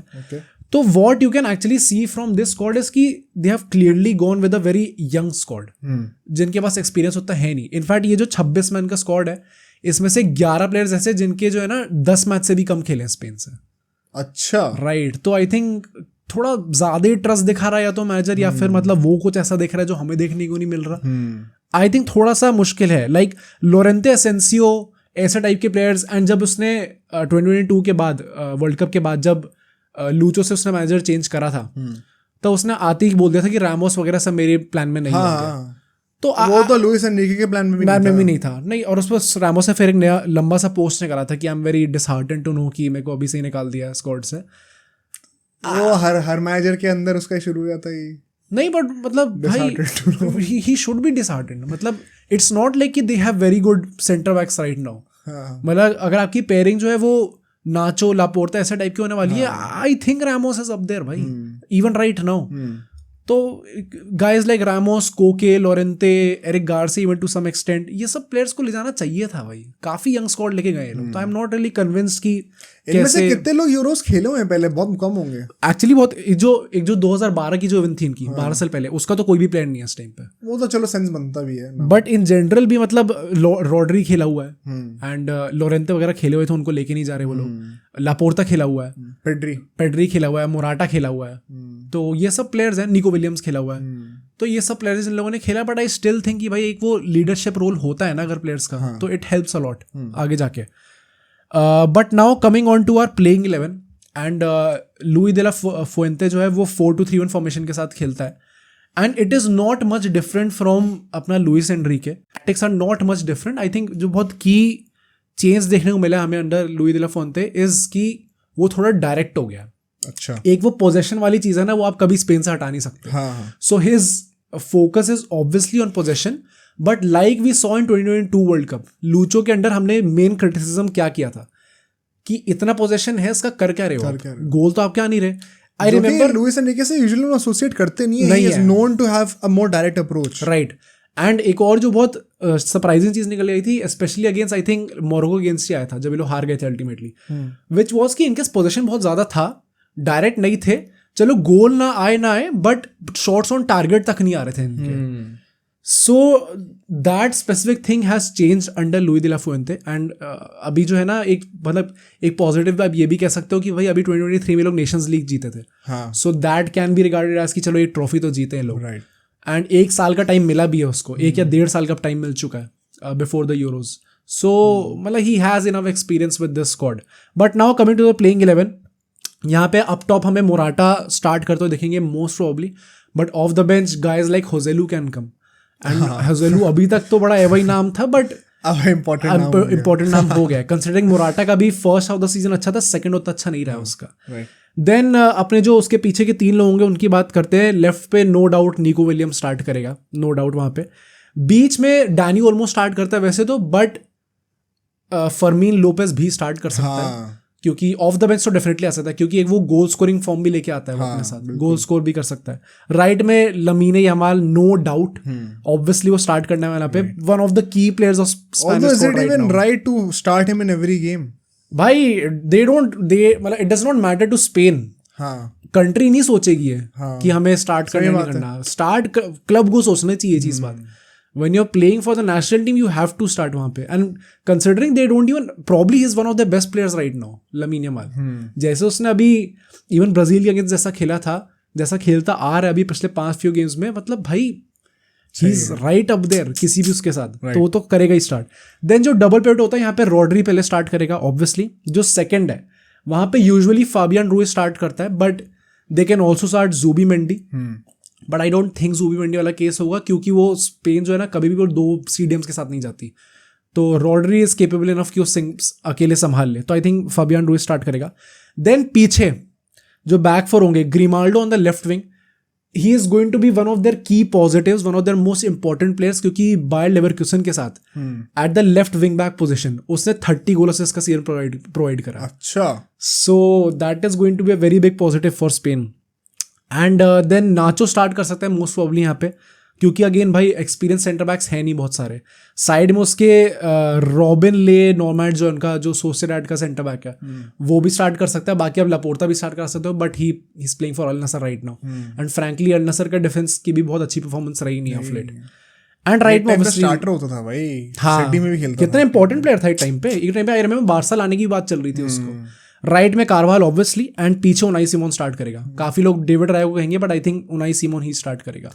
तो as I said, what you can expect from Spain right now is कि वो लोग पोजीशन मेंटेन करेंगे, पोजीशन वाइज वो लोग चोक करके रखेंगे, बट डायरेक्टनेस भी दिखेगी, गोल्स प्रोवाइड कर सकते हैं, राइट। हाँ, तो वो चीज़ हमें देखने को मिल सकती है। नाउ एक्चुअली में अगर हम लोग उनकी स्ट्रेंथ्स की बात करें, पहली बात तो ये है कि एज आई सेड कि इनका जो स्टाइल ऑफ प्ले वो थोड़ा चेंज हो गया, तो वो चीज़ हमेशा हेल्प करने वाली है इन लोगों को। क्यों करने वाली है? मतलब यार, अगर आप पोजीशन रख रहे हो तो पोजीशन रख के अगेन आप करोगे क्या? जब तक वो डायरेक्ट अप्रोच नहीं देखने को मिलती तब तक गोल्स नहीं आएंगे आप, राइट। तो जो चेंज आया है वो पॉजिटिव ही है। मतलब लूचो के under it is very sad to see कि लूचो के अंडर टीम ऐसी हो गई थी एंड में आते आते, कि उसके बाद Luis de la Fuente who is not that experience of a manager, वो आके भी उससे बेटर खिला रहा है। तो I think that is going to be key positive, क्योंकि जब पहली बात तो जब आपके पोजीशन नहीं होता ना, it is always going to be difficult for the other team. But जब वो पोजीशन के साथ वो थोड़ी डायरेक्ट अप्रोच भी आ रही है तो थोड़ी लीथल अप्रोच हो जाती है वो। Right. Then my second is कि लोग नेशंस लीग जीते हैं अभी, एंड एक वो अच्छी ट्रॉफी हाथ में आ गई है। इवन अगर हम लोग इस मैनेजर के ट्रॉफी हाथ में आ गई है, रोनाल्डो फैन ही बोल सकता है ये भाई, whether you like it or not, it is a major trophy. Major trophy तो है भाई, it is being like it is considered like that. सही है। तो भाई अंडर दिस मैनेजर ये लोग 14 गेम खेले हैं जिसमें से 10 मैच जीते हैं। बट एक प्रॉब्लम ये है कि against experience teams, against good teams like England और स्पेन, इंग्लैंड और ब्राजील, इनके अगेंस्ट लोगों ने ड्रॉ किया। तो जब एक प्रॉपर टेस्ट मिला है, दे have not really come out on the winning side, draw करके लाए लोग। बट इन जनरल 10 मैच जीतना इज गुड इनफ भाई, अच्छा है काफी ज्यादा इसका जो भी है। बट जो वीकनेसेस हैं दैट आर इक्वली अलार्मिंग, क्योंकि पहली बात तो एज आई सेड कि बहुत यंग स्क्वाड है। मैंने एक्सप्लेन किया कैसे कि 11 प्लेयर्स जो है स्क्वाड में से वो 10 मैच से भी कम खेले उन लोगों ने। सो एक वो एक्सपीरियंस जो लीडरशिप होती है वो लैक करेगी है। एंड इनिशियली तो शायद इतनी इंपॉर्टेंट ना हो, but as you go deep in the tournament that is going to be a major factor. Again people will say कि कारवाहल है, नाचो, ऐसे टाइप के प्लेयर्स जो है कर सकते हैं, बट एक वो हर डिपार्टमेंट में अगर आपके पास एक एक्सपीरियंस प्लेयर होता है, एक लीडरशिप फिगर होती है, तो it helps a lot in general. हाँ, फॉर श्योर। सेकंड इज कि आप कितना भी बोल लो ना स्पेन को, एज आई सेड कि direct approach and all, but एक वो कंसिस्टेंट गोल स्कोरर की प्रॉब्लम है स्पेन में, एंड अभी से नहीं है। Is that correlated to Morata being the centre forward? Because it is going to be that. And Joselu भी मतलब आप कह रहे हो कि अच्छा सीजन लेके आ रहा है, बट एक वो कंसिस्टेंट गोल स्कोरिंग फॉर्म नहीं लाता। पर I think now with फर्मीन Lopez and lamin Yamal, I think that could change. मतलब वो जो एक्सपेक्टेड अब कितने गोल्स है वो डिस्ट्रीब्यूट हो जाएंगे ओवर मेनी प्लेयर्स। वो रिस्पॉन्सिबिलिटी और बर्डन सिर्फ मोराटा पे लाई नहीं करेगा शायद। पता ये हो अच्छी बात है, बट आई स्टिल थिंक कि जो टीम जीतती है ना अल्टीमेटली यूरोज, उनके पास एक ऐसा प्लेयर होता है जिससे आप एक्सपेक्ट करोगे गोल ला के देगा। राइट नाउ मतलब अगर आप again with all the respect Fermin Lopez का भी नाम ले सकते हो, लमीन यमाल का भी नाम ले सकते हो। लमीन यमाल क्या 16-17 साल का है, फर्मीन लोपेस भी बहुत छोटा है। Nico Williams is not a consistent goal scorer. अगर आपका स्ट्राइकर होजेलू या फिर Morata is not scoring goals consistently, तो that will be some problem I think for that. हाँ, वो तो है ही। And even in Euro qualifiers Morata और होजेलू इनके जॉइंट टॉप स्कोरर थे स्पेन के with just 4 goals. Okay. So एक जो मुझे प्रॉब्लम दिखती है स्पेसिफिकली फ्रॉम द स्क्वाड, क्योंकि स्क्वाड ओवरऑल इट्स डिसेंट, मतलब ऐसा नहीं कि गंदी स्क्वाड है, it's just they are heavily reliant on youngsters. एक जो प्रॉब्लम है वो यही है, and again this was also problem under Lucho. I remember हमने यूरो लास्ट टाइम में भी वी सॉ कि मोराटा से गोल्स नहीं आ रहे थे, बहुत इजी टैपेंस भी मिस कर रहा था, बट पीपल वर सेइंग कि नहीं भाई उसका जो सिस्टम है उसमें Morata is a very good striker, क्योंकि वो फॉल्स 9 टाइप ऐड कर सकता है, पासिंग बहुत अच्छी है उसकी। एज अ स्ट्राइकर अगर आप गोल नहीं मार रहे हो then you are not doing your job. तो आई थिंक एक ये प्रॉब्लम है जो कि मेजरली इन्फ्लुएंस कर सकती है स्पेन की स्क्वाड को। Now coming to the opportunities, ऐसा बहुत कोई खास प्लेयर है नहीं स्पेन में कि आप एक किसी प्लेयर का नाम लेके बोलो, but I think in general अगर स्पेन ये टाइटल जीतती है तो ये जो नई जनरेशन है, क्योंकि शिफ्ट तो आया है जनरेशन में, इतनी यंग स्क्वाड इसलिए है क्योंकि एक शिफ्ट आया है, तो it is going to be a massive boost for all the youngsters in general and Spain as a footballing nation. अगर वो अभी जीत जाते हैं ना, तो अभी से वो if you win a trophy when you are young, तो फर्स्ट ऑफ ऑल एक वो हंगरी हो जाते हैं प्लेयर्स कि और ट्रॉफीज जीतनी है। सेकेंडली आई थिंक एक पॉइंट ये आता है कि एक वो विनिंग मेंटालिटी इंस्टिल हो जाती है, जो मैं बारसा के लिए कहता हूँ ना कि of late I don't like the mentality that they have shown, is because कि जो यंग प्लेयर्स हैं they have not won first of all anything. तो मतलब पहले से थोड़ा मीडियोकर होकर चलते हैं। हाँ, मतलब दिमाग में वो चीज़ बैठ जाती है समहाउ कि भाई we can easily lose this also. All the flip side ये भी एक लोग कहेंगे कि जो लोग जीत जाते हैं जल्दी उनकी भी हंगर खत्म हो जाती है। हो सकता है, कह सकता है। I think that depends on individual to individual, depend करता है। बट यही मुझे डिफरेंस लगता है कि जो रियल मैड्रिड की मेंटालिटी मेंटेन होती आ रही है ना, वो इसलिए आ रही है। मतलब जब विनीशियस जूनियर ऐसी मेंटालिटी दिखा रहा है, इवन आई रिमेंबर जब वो लास्ट ईयर वो लोग अल्टीमेटली मैन सिटी से हार गए थे, बट जब वो डाउन भी थे ना, तो he was like Kameng guys like cruise and all, सबको कह रहा था कि कोई नहीं भाई हम गोल मारेंगे। तो ये सब चीजें इसलिए आती है when you have one day in day out, experience हो जाता है, हैबिट बन जाती है। राइट। तो आई थिंक अगर वो स्टार्टिंग से टाइटल जीत जाते हैं तो that can be an onset to something great, of something great, specially क्योंकि स्पेन अगर आपको यूरो नेशंस लीग नहीं मान ला एक अच्छी ट्रॉफी, तो 2012 के they have not won anything, 12 साल हो चुके हैं। तो if you are not considering nations league as a major tournament, then that means कि आप कुछ मेजर जीते नहीं हो 12 साल में। तो आई थिंक एक बहुत अच्छी चीज़ हो सकती है। But coming to expectations and predictions, अगर इनका ग्रुप देखें, एंड यहाँ पे मेन प्रॉब्लम लाई करेगी, जो इनके पूरे मतलब भाड़ में जाए स्क्वाड कैसा लिया है, बट जो मेन प्रॉब्लम है वो ग्रुप की है। They are in the group of death. यहाँ पे स्पेन है, क्रोएशिया है, इटली है और अल्बेनिया है। तो अल्बेनिया ऑब्वियसली बाहर जाएगी यहाँ से, बट जो बाकी 3 टीम्स हैं इसमें से लेजेंड कोई भी 2 क्वालिफाई कर सकती हैं। इटली का कुछ खास चल नहीं रहा फॉर्म शायद, इटली का कुछ खास नहीं चल रहा, बट देने के ऐसे नहीं कह सकता आपकी आउट एंड आउट हरा ही देगी स्पेन उनको। Croatia is known to be that team जो खुद तो नहीं जीतेंगे पर दूसरों को भी नहीं जीतने देंगे। Plus they have gained enough pedigree over the years कि वो एटलीस्ट ग्रुप स्टेज से तो प्रोग्रेस करती हैं कंसिस्टेंटली। तो I think there is a very real chance कि स्पेन ग्रुप स्टेज में ही बाहर हो सकती है। बट यूरोज में वो भी चीज आती है कि थर्ड आके भी आप क्वालिफाई कर सकते हो if you are the best amongst all the losers. I think they will be qualifying. हाँ, आई डू थिंक कर सकते हैं, बट आई थिंक बहुत रियल चांस है कि वो ऐसे क्वालिफाई करें थर्ड आके। चलो वो तो काउंट नहीं करता, बट कहाँ तक जानी चाहिए एक्सपेक्टेशंस? आई थिंक अगर ग्रुप से क्वालिफाई करते हैं तो max to max quarter finals. I don't see them going to the semis. नहीं, वो तो मतलब एक्सपेक्टेशंस है या प्रेडिक्शंस है? प्रेडिक्शन है मेरी। एक्सपेक्टेशन तो आई थिंक मतलब भाई आई थिंक एक्सपेक्टेशन भी अगर आपको रखनी है तो क्वार्टर फाइनल्स मैक्स होनी चाहिए। मुझे भी लगता है क्वार्टर्स तक की रखनी चाहिए। एंड प्रेडिक्शन में मुझे भी लगता है कि max quarters. Don't be surprise अगर राउंड ऑफ 16 में बाहर। हाँ, don't be surprise. Right. Semis में आ सकते हैं क्या? किस पोजीशन में आ सकते हैं? वेरी डिफिकल्ट भाई, बहुत डिफिकल्ट। क्योंकि ऐसा तो नहीं कि सारी बड़ी टीम सेमीज में पहुंचेंगी, एक ना एक तो अपसेट हो गई होगा। अब आई थिंक इट जस्ट डिपेंड्स कि अब यूरो स्टार्ट होने पे हमें पता चलेगा कि कौन सी टीम वो होने वाली है जो अपसेट क्रिएट करेगी।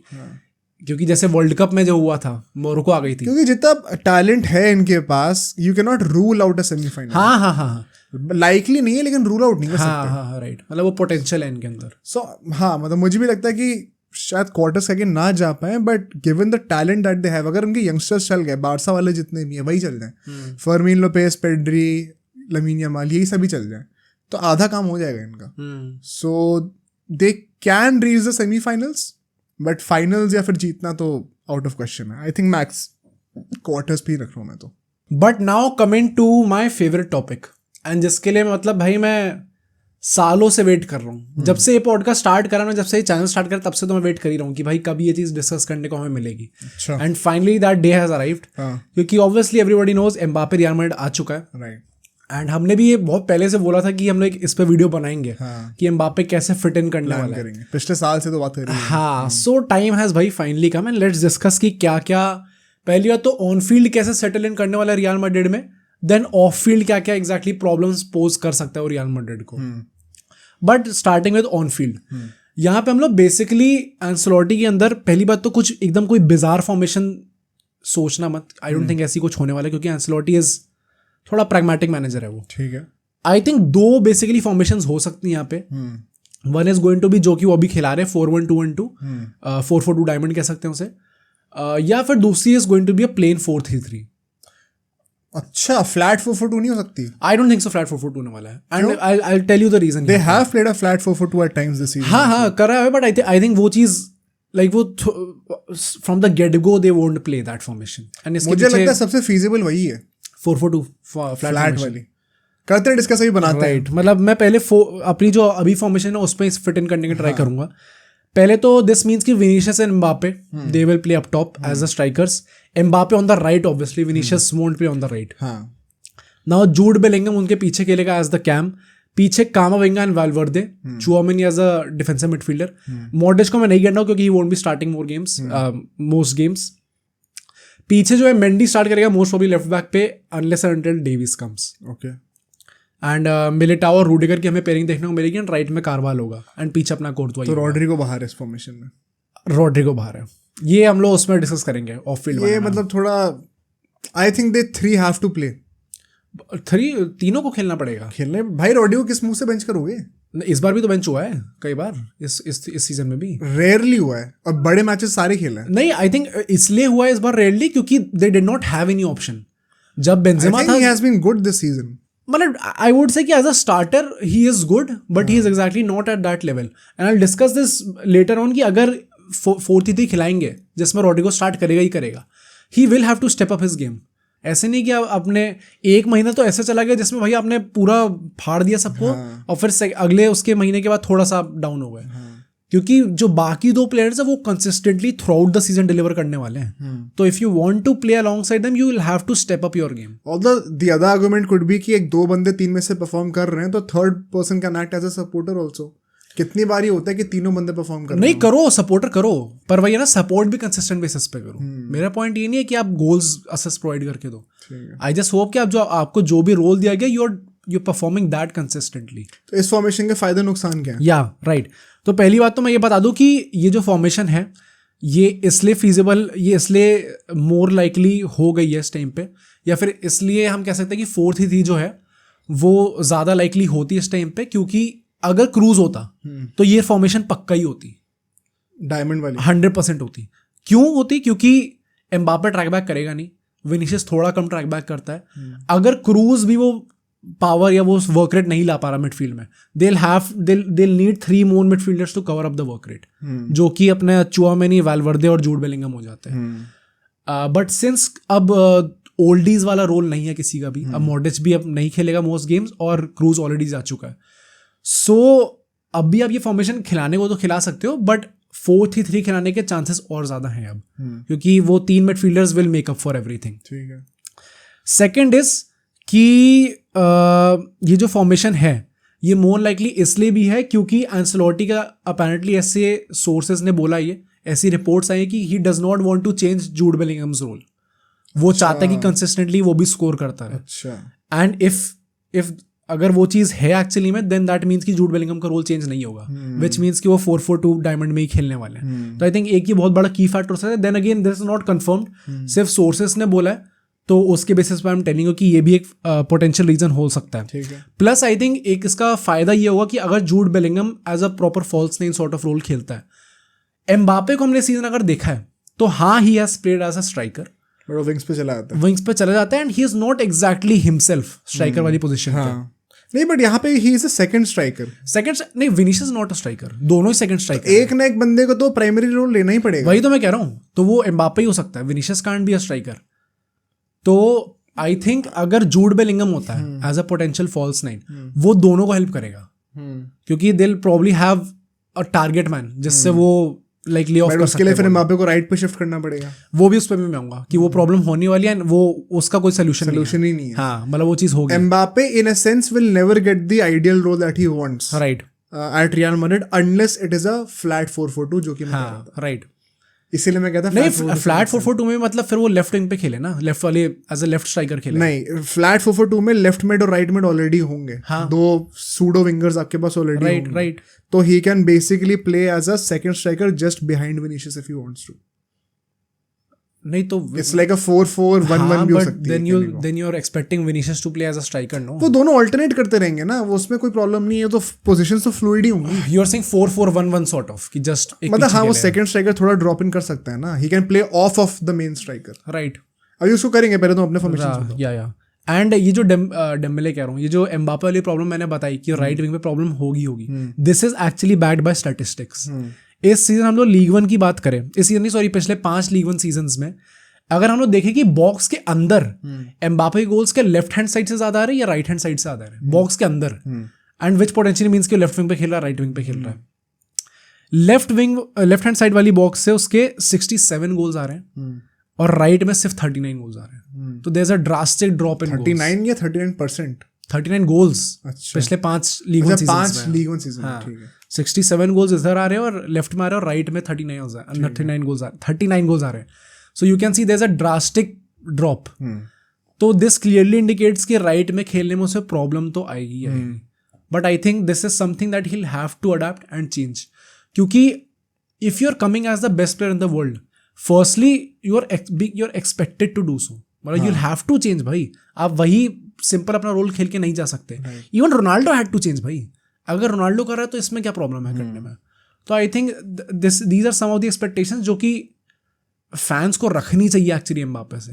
इट इज नॉट लाइक कि तुम आ जाओ और तुम्हारी टीम नहीं है इस टाइम पे, ये टीम इस टाइम पे विनीशियस की है, तो वो नहीं सैक्रिफाइस करेगा अपना रोल, एंड प्लस वो कर भी नहीं सकता वेरी फ्रैंकली, स्ट्राइकर और अपना राइट पे दोनों पे नहीं खेल सकता विनीशियस जूनियर। सो इस जो भी मैंने टैक्टिक ये जो भी फॉर्मेशन बताई, इसमें चेंज सिर्फ यही होगा कि इसमें टीम को ज़्यादा अडेप्ट नहीं करना पड़ेगा, अडेप्ट एम्बापे को करना पड़ेगा। मोर और लेस स्टैटिक्स जो है टीम के सेम रहेंगे, जो कि अभी बस एक डायरेक्ट रिप्लेसमेंट है रोड्रिगो की जगह Mbappe, which is also upgrade even right में। सो आई थिंक यहाँ पे पॉजिटिव सबसे बड़ा यही है कि टीम को ज़्यादा एडजस्ट नहीं करना पड़ेगा, it is going to be Mbappe will need to adjust. Second पे आते हैं, which is going to be the 4-3-3 formation. यहाँ पे Vinicius on the left wing, Mbappe through the middle, right में रॉड्रिगो, पीछे जो मिडफील्ड होगी उसमें जूड बेलिंगम, चुआमिनी और वाल्वर्दे होंगे, डेवीज हो सकता है, मेंडी हो सकता है पीछे, या फिर मिलिटा और रुडिगर की सेंटर बैक पेयरिंग होगी और राइट में कारवाल होगा, एंड देन ऑब्वियसली पीछे कुर्तुआ होगा। नाउ यहाँ पे फर्स्ट ऑफ ऑल तो जो सबसे बड़ी प्रॉब्लम है वो ये है कि कामाविंगा बैठेगा, तो अगेन कोई ना किसी ना एक को आपको सैक्रिफाइस करना ही पड़ेगा, तो आई थिंक ये प्रॉब्लम होगी यहाँ पे। ऑल्दो इसमें आप इसको मतलब एक काइंड ऑफ एक 4-2-3-1 में भी कन्वर्ट कर सकते हो, बेलिंगम को थोड़ा आगे डाल के, तो उसका रोल भी कॉम्प्रोमाइज नहीं होगा, जो कि एंसेलोटी नहीं चाहता। राइट। एंड एम्बापे के पास भी एक और बंदा होगा जिसके साथ वो खेल सकता है, he does not have to act as a proper centre forward, right. तो ये 4-3-3 being converted into a 4-2-3-1 when going forward, it could actually make sense. इसमें एक प्रॉब्लम ये होगी, अगर डेविज आता है ना तो ये चीज हम नहीं कर सकते, तो ये बहुत खुल जाएगा डिफेंस। हाँ, क्यों खुल जाएगा, विच मीन्स कि क्योंकि डेविज तो आगे जाएगा ही जाएगा, वो तो ट्रैक बैक भी करने आएगा ना भाई। नहीं आएगा, बट हर बार आप उस सिचुएशन में नहीं होते ना। जब भी कोई विंग बैक जाए, जब भी कोई फुल बैक आगे जाता है, तो देयर इज अ मिडफील्डर जो उसकी स्पेस को कवर करता है, दैट्स हाउ फुटबॉल वर्क्स। तो अगर डेविज आगे जाएगा, then Jude Bellingham will have to stay back to cover up for it, क्योंकि विनीशियस पीछे नहीं आएगा। यार हम लोग नॉर्मल 4-2-3-1 तो देखते ही हैं, टीम्स खेलती है उससे फुल बैक्स आगे जाते हैं, नहीं जाते हैं। फ्लिक के अंडर बायर्न म्यूनिख करती थी ऐसा, हांसी फ्लिक के अंडर बायर्न म्यूनिख करती थी, but I think like the difference was exactly कि जो पहले जो पीछे जो दो मिडफील्ड क्या कहते हैं उसे, जो डिफेंसिव मिडफील्डर्स है पहले बात तो वो बहुत स्ट्रॉन्ग थे। यहाँ पे अगर आपके पास एक जगह चुआमेनी होगा, एक जगह वाल्वर्दे होगा, तो दोनों स्ट्रॉन्ग है भाई। चुआमेनी को फिर लेफ्ट हैंड साइड पे आना पड़ेगा, यू आर एक्सपेक्टिंग कि चुआमेनी अपनी स्पेस छोड़ के लेफ्ट हैंड साइड पे डिफेंड करे, तो वो तो वाल्वर्दे वैसे भी राइट विंग पर खेल चुके, तो राइट साइड पे कंफर्टेबल है ही। राइट में कंफर्टेबल है ना, चुआमेनी लेफ्ट में कंफर्टेबल नहीं है। Tchouameni won't track back to the left hand side बार बार। अरे मतलब अगर तुम डबल पिवट में हो तो तुम डिफेंडर्स के बीच में ड्रॉप बैक भी तो कर सकते हो यार, और फिर यूर एक्सपेक्टिंग रूडिगर या मिलिटाओ में से कोई लेफ्ट में जाए अगर जरूरत पड़ जाए तो, मतलब it is not going to be, मतलब करने को आप कर सकते हो, बट आई डोंट थिंक ये चीज होने वाली है। नहीं होने वाली क्या है वो तो हमें पता ही नहीं है। हम देख रहे हैं कि कौन से मशीनरी और कौन से टैक्टिक्स एम्बापे और बाकी टीम को एनेबल कर सकते हैं अच्छे से खेलने में। भाई it is going to be very difficult. अगर जूड एक कंसिस्टेंट बेसिस पे आगे जाएगा ही जाएगा, तो एक वो बैलेंस पहली बात वो टीम का डिस्टर्ब होगा ही होगा इसके अंदर। मतलब 4-3-3 सपोज टू बी दैट। अगर आप आप फॉरवर्ड ऐड कर रहे हो इस लाइनअप में, जैसे 3 फॉरवर्ड हो जा रहे पहले 2 थे, दैट मीन्स किसी ना किसी का तो रोल सैक्रिफाइस होगा ही होगा, क्योंकि आप ये नहीं एक्सपेक्ट कर सकते कि अब चारों लोग आगे जाएं, देन डेविस भी आगे चला जाए, तो फिर तो पीछे तो बैलेंस बचा ही नहीं फिर आप खेलने को। तो भाई मतलब कारवाहल को बोल सकते हैं ना, उसको दे दो, बुढ़ा हो गया, बोल दो भाई इतने आगे जाने की जरूरत नहीं है, वर्क रेट की जरूरत नहीं है, पीछे ध्यान दे अपना, भाई डेविस संभालेगा आगे जाके करते। मैं वही कह रहा हूँ ना कि मतलब एक प्लेयर से आप उसकी एसेंस नहीं छीन सकते। मतलब आप एक प्लेयर को कन्वर्ट कर सकते हो कुछ चीज़ों, जैसे भाई ये हक रियल मैड्रिड को तो बोलने का बिल्कुल भी नहीं है। क्यों? रियल मैड्रिड हर किसी को आउट ऑफ पोजीशन खिला के निकलवा लेती है। नहीं तो आउट ऑफ पोजीशन खिलाती है, बट ऐसा नहीं कंसिस्टेंटली उस पे खिलाती रहती है। But they can make do. Bellingham की भी जो पोजीशन थी, it was not supposed to be his original position जिस पे खेला है। हाँ तो वो it's not an issue with Real Madrid. पता नहीं भाई, आई थिंक एक तो जब आप यंग प्लेयर्स होते हैं तो इट इज ऑल्सो ईजी उस टाइम पे। एक प्लेयर जो अपने रिटायरमेंट फेज पर आने रहा है, देन सडनली टू एक्सपेक्ट कि नहीं भाई you can play as a third centre back right now, it is difficult भाई। मतलब आई डोंट थिंक ये चीज थर्ड सेंटर बैक की बात नहीं हो रही है। डेविस आगे जाएगा तो he will form the third centre back ना, he will have the responsibility to track back. हाँ, अब उसमें आपको हमेशा as a third centre back खेलने की जरूरत नहीं है। वंस अगेन ऐसी टीम्स एग्जिस्ट करती हैं जो कि 4-2-3-1 में दोनों फुल बैक्स के साथ अटैक करती हूँ। ये पहली बार नहीं होने वाला अगर ऐसा हो रहा है। भाई कौन करती है? अब हांसी फ्लिक की बायर्न म्यूनिख की ले लो भाई, एक ही अटैक करता था, दूसरा बस ये था कि किमिच के ऊपर रिस्पांसिबिलिटी होती थी कि पहले वो ट्रैक बैक वो ड्रॉप डाउन वो करेगा एज अपोज टू डेविस, तो यहाँ पे कारवाल कर लेगा वो। भाई आई डोंट, उनके तो दोनों जो पिवट भी थे वो भी थियागो और गोरेट्स्का थे, प्रॉपर एक डीएमएफ था ही नहीं उनका। यहाँ पे तो चुआमेनी फिर भी है। नहीं, हांसी फ्लिक के उसमें किमिक राइट बैक थोड़ी खेल रहा था, राइट बैक खेल रहा था। Are you sure? मैंने बारसिंग पर बनाया ना पॉडकास्ट, तो मैं पूरे हो सकता है मतलब may be it is possible, I just think that थोड़ा मुश्किल होगा ये चीज़ करना। बट उसके बाद हम लोग बात करते हैं, पहली बात तो ये होगी कि इसमें जो हमने एंसेलोटी की चीज़ बोली कि वो जूड का 43 हाँ कि वो जूड का वो रोल चाहता है कि वो गोल स्कोर मारा, आई थिंक वो चीज़ यहाँ पे हैम्पर होगी।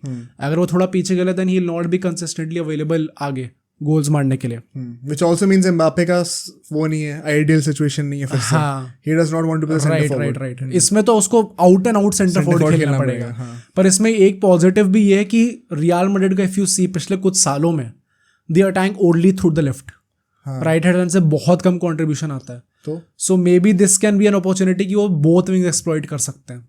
रॉड्रिगो और वाल्वर्दे वो राइट विंग एक्सप्लॉइट कर सकते हैं, यहाँ पे विनीसियस और जूड लेफ्ट विंग एक्सप्लॉइट कर सकते हैं। सो आई थिंक दोनों विंग्स अटैक करने का ऑप्शन मिलेगा रियल मैड्रिड को, that can be a positive in this formation. Thirdly I think कि if they go with this formation, Rodrigo as I said, जो कि मेरा पॉइंट होने वाला है कि he will have to step up big time.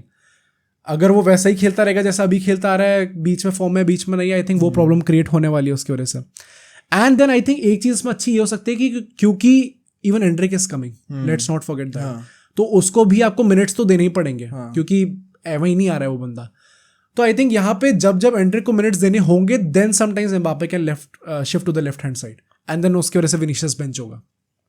मतलब वो बहुत रेयरिटी है, आई थिंक वो होगा भी तो, प्लस वो कंसर्न ऑफ द बेंच आके होगा, मेन टीम में उसकी बात करनी चाहिए, राइट, ऑफ द बेंच आके होगा। And again as I said कि एम्बापे को आउट एंड आउट स्ट्राइकर खेलना पड़ेगा, बट देन अगेन इस सीजन वो खेला है सॉर्ट उस रोल में, एंड यूरोप में सेकंड टॉप स्कोर रहा है, तो I think it should not be that big of a problem. But regardless दोनों फॉर्मेशन जो हमने डिस्कस करी, टैक्टिक वही होने वाला है जो अब तक होता है, खेलेंगे हम काउंटर अटैक पे ही, एंड काउंटर अटैक पे if you have guys like Mbappe, Vinicius junior and Rodrigo running at your defence, there is nothing scarier in Europe right now, इससे ज्यादा कुछ नहीं है। अच्छा, और कोई फॉर्मेशन है? नहीं, फॉर्मेशन तो दो ही है। एंड ये जो काउंटर अटैक है ना, ये एम्बापे के लिए बहुत बेनिफिशियल इसलिए होगा क्योंकि लास्ट सीजन उसने 11 शॉट लिए थे काउंटर अटैक पे पीएसजी के साथ, एंड उसमें से 6 पे गोल भी मार दिया था, सिर्फ 11 शॉट लिए थे। अच्छा, और उसमें 6 पे goal, more than 50% success rate है। I think that is going to be very. एक बार 4-4-2 बना के देखते हैं। Okay, flat. ओके, बताओ कौन स्टार्ट करेगा? ऊपर विनीशियस और एम्बापे कर रहे हैं, राइट, विनीशियस एम्बापे करेंगे स्टार्ट। बैकवर्ड लाइन पूरी सेम रहेगी? बैकवर्ड सेम रहेगी। अब राइट मिड पे वाल्वर्दे स्टार्ट कर सकते हैं या रॉड्रिगो स्टार्ट कर सकते हैं? आई थिंक वाल्वर्दे करेगा। तो लेफ्ट मिड पे फिर अपना रॉड्रिगो स्टार्ट कर सकता है वहां पर भी? लेफ्ट पे जूड करेगा। लेफ्ट मिड पे जूड को कराना है? जूड अनड्रॉपेबल है भाई, जूड नहीं तो जूड को बीच में तो स्टार्ट करा सकते हैं, फिर उसका रोल वो प्रॉब्लम होगी। तो लेफ्ट मिड पे जूड, प्लस वो आई थिंक इधर वे वो इस सीजन भी जब भी वो फ्लैट 4-4-2 खेले हैं, हाँ आई नो कि रॉड्रिगो खेला है कई बार, but most of times left hand side पे फिर जूड खेला, राइट। प्लस वो जब विनीशियस लेफ्ट विंग पे चला जाता है तो जूड अंदर भी आ सकता है। हाँ, वो सैक्रिफाइस तो इसमें भी कोई ना कोई होगा ही होगा। अगर वाल्वर्दे को हम एज अ सेकंड मतलब चुआमेनी की साइड में खिला देंगे तो रॉड्रिगो खेलेगा। तो वाल्वर्दे तुम राइट मिड पे कह रहे हो, रॉड्रिगो नहीं कर रहा? नहीं। क्यों भाई? वाल्वर्दे इज वाल्वर्दे, तो वाल्वर्दे बीच में से स्टार्ट कर सकता है, but I think again he also has a tendency to go shift towards the right, and then I think eventually Rodrigo से ज्यादा बैलेंस जो है टीम को वो अपना वाल्वर्दे प्रोवाइड कर सकता है। और बीच में कामाविंगा और चुआमेनी, या तो इस फॉर्मेशन में क्या प्रॉब्लम है? रॉड्रिगो बाहर है, वो तो वैसे भी हो रहा था। नहीं, खिलाने को तो आप खिला सकते हो इसमें भी। आई थिंक मैंने जो चीज बताई है, नहीं, डायमंड वाली फॉर्मेशन में तो चांस ही नहीं है रॉड्रिगो का। हाँ, इसमें फिर भी चांस है खिलाने को आप खिला सकते हो। मैं वो कह रहा हूँ कि आप इवन डायमंड वाले में कुछ ना कुछ करके आप कहीं ना कहीं उसे सॉर्ट करा ही लोगे। But I think main problem मेरे साथ ये है कि मेरे साथ नहीं, मतलब एंसेलोटी के साथ मैंने जो दो फॉर्मेशन डिस्कस करी हैं, ये वो फॉर्मेशन है जो कि नॉट जस्ट कि फिट इन कैसे हो सकता है, बट मोस्ट लाइकली स्टार्ट यही फॉर्मेशन करेंगी। मोस्ट लाइकली ये बात नहीं, मैं कह रहा हूँ मुझे लगता है एम्बापे का बेस्ट इस फॉर्मेशन में निकल के आएगा। एक फ्लैट 4-4-2 जिसमें उसको सेकंड स्ट्राइकर का रोल दिया हुआ है, जो कि फ्री रोल है। दोनों विंग से उसको सपोर्ट भी मिलने वाला है। जब वाल्वर्दे और बेलिंगम आगे जाएंगे, विनीशियस भी ड्रिफ्ट कर सकता है आगे पीछे। बेस्ट एम्बापे का यहीं पे निकल के आने वाला है। इन अ 4-3-3 एज अ सेंटर फॉरवर्ड उसका बेस्ट निकल के नहीं आएगा। 4-1-2-1-2 में भी उसका बेस्ट निकल के नहीं आएगा when he has to play as a main centre forward, because Vinicius नहीं खेल सकता और विंग से कोई है नहीं। तो आई थिंक बेस्ट तो इसी फॉर्मेशन में निकल के आ रहा है। I still think 4-1-2-1-2 formation is the best, and my reasons best for the team या बेस्ट फॉर एम्बापे? बोथ। मतलब एम्बापे के लिए तो बेस्ट नहीं है भाई, कहाँ से है? एम्बापे को अपना रोल ही नहीं मिल रहा वहां पर। नहीं, तो रोल तो इस टाइम पे पीएसजी में भी नहीं मिला उसे, बट उसने गोल तो मार दिया ना। नहीं, पीएसजी में ही हैड द लिबर्टी कि उसको लेफ्ट विंग पे जाना, लेफ्ट पे जा, राइट पे जाना, राइट पे जा, पूरी लिबर्टी थी भाई उसको। As start as centre forward कर रहा था, वो बस कहने को टाइम सेंटर फॉरवर्ड पोजीशन पे था, but he had the liberty, जब भी उसको ड्रिफ्ट इन करना था कर लेता भाई। अब आप मैड्रिड में आ रहे हो, पीएसजी में नहीं हो। मैं वही कह रहा हूँ। सो अगर एम्बापे के पॉइंट ऑफ व्यू से देख रहे हैं, the best way if you want to bring out the best of Mbappe, तो फ्लैट 4-4-2 है मेरे हिसाब से भाई। Best way to bring out Mbappe is की बेंच विनीसियस जूनियर और लेफ्ट में से स्टार्ट करो। हाँ आइडियली नहीं तो मैं वही कह रहा हूँ, if it is just about bringing the best out of Mbappe, then his position is left wing, it's not even as a second striker, his best position is left wing. But उसके वजह से आप पूरी team change नहीं करोगे। Mbappe has to adapt to Real Madrid, Real Madrid does not have to adapt. तुम कह रहे हो मोस्ट लाइकली डायमंड वाली होने वाली। या ठीक है चलो। But now coming to the off field, and यहाँ पे क्विकली चीजें हम डिस्कस करते हैं। दो ही चीजें हैं basically.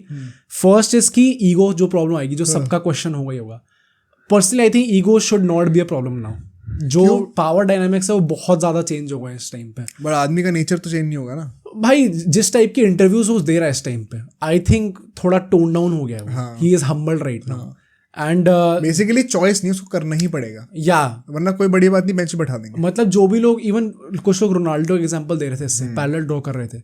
I think again I just say this, I said this even in the live stream, कि जिस टाइम पे रोनाल्डो आया था उस टाइम पे मैन यूनाइटेड यूसीएल जीती थी, वो बैलन डॉर जीता था, उसके बाद वो यूसीएल फाइनल गया था, उसके बाद वो आया था in a struggling Real Madrid side, जो कि पिछले 4 सीजन से राउंड ऑफ 16 में बाहर हो रही थी। एम्बापे तब आ रहा है जब उसके रिजेक्ट करने के बाद रियल मैड्रिड 2 बार यूसीएल जीत चुकी है, करंटली ला लीगा चैंपियन भी है, यूसीएल चैंपियन भी है। तो over the years, over the last 4 years they have clearly, over the last 2 years they have clearly said कि भाई तू नहीं आएगा ना तो भी हम जीतने तो वाले ही हैं। You are just making us better. It's not, वो विनिंग चीज कॉम्प्रोमाइज नहीं हो रही, you are just making us better. तुम ज्यादा डोमिनेट करने में हेल्प करोगे, which is definitely he is going to do. Mbappe in any side will make the side better, he is that kind of a player. But they have, मतलब वो power dynamics बहुत ज्यादा change हो गए इस time पे। Correct. Second इसकी, उसकी जो सैलरी है, it is also not that high बाकी लोगों से। तो एक वो जो वेज गैप वाली प्रॉब्लम आ जाती है कि नहीं इसका इतना ज्यादा है और बाकी लोगों का इतना कम है, वो भी इशू नहीं है। एंड थर्ड इज की जो फैमिली कल्चर है of late at Real Madrid, which we don't associate that Real Madrid, it has grown tremendously. मतलब you see guys celebrating with each other, सब लोग खुश हो रहे साथ में। एंड सबसे बड़ा इसका मुझे देखने को एग्जाम्पल तब मिला जब अभी बेलिंगम ने खुद ये चीज बोली थी कि Vinicius junior should win the Ballon d'Or. Vinicius बार बार आके बेलिंगम की तारीफ करता रहता है। पूरी मैड्रिड की क्राउड चैंट कर रही थी कि विनीशियस बैलन डोर, और बेलिंगम भी चैंट कर रहा था उनके साथ। सो ये जो मतलब किसी भी जो प्लेयर साथ में इतना अच्छा परफॉर्म कर रहे हैं, दोनों बैलन डोर लेवल पे हैं, दोनों के बहुत अच्छे चांसेस हैं जीतने को। If they are still so, Vinicius को आप कुछ भी कह लो ना, आई थिंक वो ईगो प्रॉब्लम जो होती है ना, उसकी टीम के अंदर कभी नहीं होती। टीममेट्स के साथ कभी प्रॉब्लम नहीं होती। He is very much family like guy अपने टीममेट्स के साथ। जो प्रॉब्लम है ओपोनेंट्स के साथ होगी।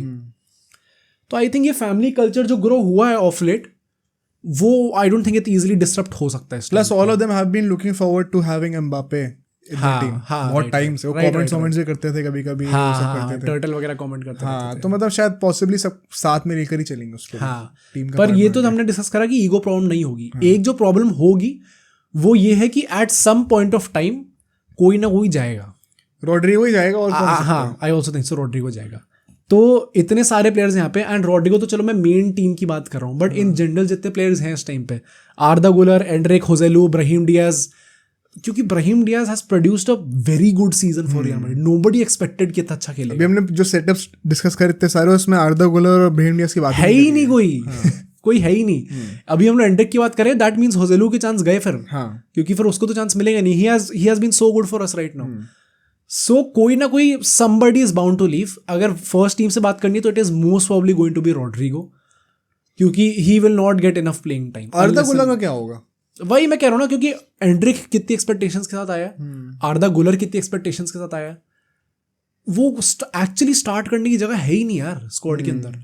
आई think maybe Brahim Diaz को शायद वापस लोन पे भेज दिया जाए, बट आर्दा गुलर तभी आ सकता है जब जूड बेलिंगम बेंच होगा। एंड वो कितना ही बेंच होने वाला है, मे बी ऐसे ही लास्ट के 4-5 गेम में आ जाए। एंड आर्दा गुलर को भी भाई हम कुछ भी बोलो, 4-5 गेम मिलो, उसने दिखा दी अपनी क्वालिटी, गोल मारता गया वो सारे मैचेस में। तो somebody is bound to get sad, is bound to get frustrated, is bound to leave at some point of time. यही एक प्रॉब्लम हो सकती है एम्बापे के आने से। Again this is a very good problem to have actually में Real Madrid के लिए, तो कि they have problem of plenty. But it's just sad from a fans perspective and from the players perspective as well कि कुछ ना कहीं तो कुछ गड़बड़ जाएगा ही जाएगा. I think that's all for Mbappe भाई. I think we have pretty much discuss कि कैसे फिट इन करने वाला है, क्या क्या प्रॉब्लम्स या पॉजिटिव्स लेके आ रहा है वो टीम. ओवरऑल एक नेट पॉजिटिव इफेक्ट है या नेगेटिव? भाई पॉजिटिव. अच्छा. टीम बेटर तो वो करनी ही वाला है, सबको पता है. हाँ. अब अगर रॉड्रिगो बेंच हो रहा है for Mbappe, I don't have a problem. हाँ, इट्स वर्थ इट. मतलब वो इस टाइम पे वो 2-3 गुना है रॉड्रिगो का. हाँ. तो भाई I think overall net positive ही है, अनलेस एंड अनटिल वो आके कुछ अजीब ही हरकत कर दे कि किसी मॉड्रिच वगैरह से लड़ना स्टार्ट कर दे. नहीं, सब नहीं होगा. हाँ, नहीं हो पाएगा. चेक में रहेगा. राइट. चलो तो ठीक है. On that note let's end today's podcast. Hope you enjoyed it. Please make sure to like this video. अगर कुछ वैल्यू मिली हो तो चैनल को सब्सक्राइब भी कर देना. और जो आपको अगला पॉडकास्ट इस चैनल से जरूर देखना चाहिए वो आपको मोहित दिखाएगा. वो आपको यहाँ पे दिख रहा होगा, तो आप इसको भी देखिएगा और हमें जरूर बताइएगा कि आपको वीडियो कैसी लगी.